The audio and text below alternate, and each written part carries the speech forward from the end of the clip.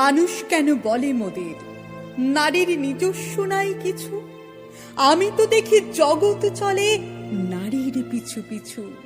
বাপের ঘরে লক্ষ্মী আমি, স্বামীর ঘরে অন্নপূর্ণা, ছেলের ঘরে জননী আমি, আমি ছাড়া সংসার অসম্পূর্ণা।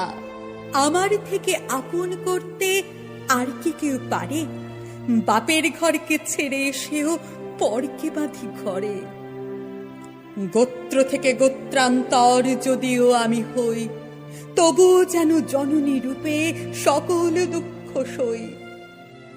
ভারত মাতা সেও নারী, নারী জগধাত্রী। নারী হলো এ জগতের সবার জন্মদাত্রী। পুরুষতান্ত্রিক সমাজে তাই পুরুষকে বড় করে।